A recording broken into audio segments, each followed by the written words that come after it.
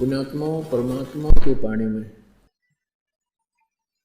ये जो हमारी रीति रिवाज हैं ये भी बाधक हैं। परमेश्वर ने कहा है कि मन कर धीर बांध ले रे बौरे और छोड़ दे न पछलों की रीत। अब जैसे कल या आज जैसे भी राखी का त्योहार था, रक्षाबंधन का त्योहार था, इस रक्षाबंधन की क्या आवश्यकता है, क्यों इसको हम मना रहे हैं? ये काल के चलाए हुए अपने इस टाइम पास करने की खातिर, टाइम वेस्ट करने के लिए और हमें पीड़ित रखने के लिए एक ये रीति बना रखी है। पुण्यात्माओं, इस ज्ञान से परिचित होने के बाद हमारी आंखें खुल जाती हैं और जो समझदार बच्चे हैं वो इस बात को स्वीकार कर लेते हैं कि संत जो कहते हैं परमेश्वर का आदेश होता है, तो फिर वो स्वीकार कर लेते हैं, फिर वो समाज की नहीं मानते हैं। एक बहन ने बताया कि जी उपदेश लेने से पहले मैं राखी बांधने के लिए अपने भाई के वहाँ घर गई। वही रक्षाबंधन का दिन भाई की इंतजार कर रही थी। दुर्घटना के अंदर भाई की मृत्यु होगी, उसका शव आया, टक्कर मार मार कर रो रही थी। अब रक्षाबंधन का उद्देश्य क्या है कि भाई राखी इसलिए बांधते हैं कि वो हमारी रक्षा करेगा।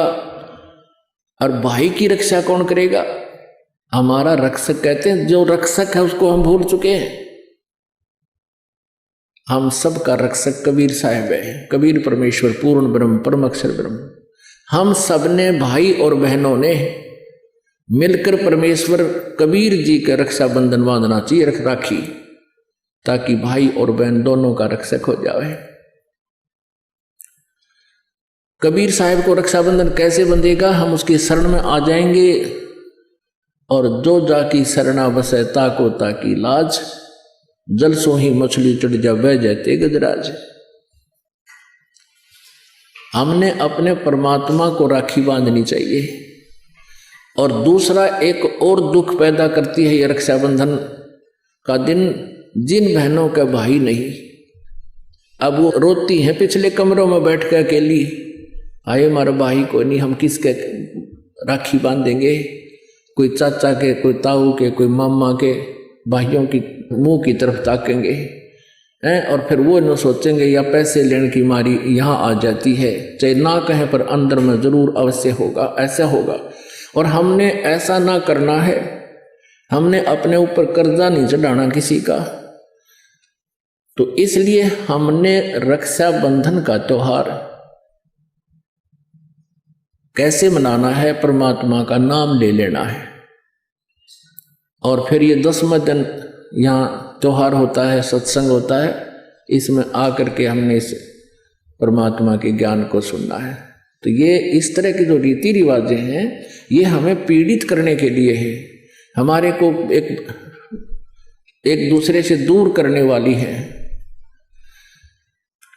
अब रिवाजें बन गई हैं कि बहन राखी बांधना आवेगी, उसको कुछ देना पड़ेगा, एक मजबूरी सी बन गई। तो ये भी हमारे नाते में दरार पैदा करती है। तो पुण्यात्माओं, जिन्होंने परमात्मा पाना है तो परमेश्वर के विधान को अपनाना ही पड़ेगा।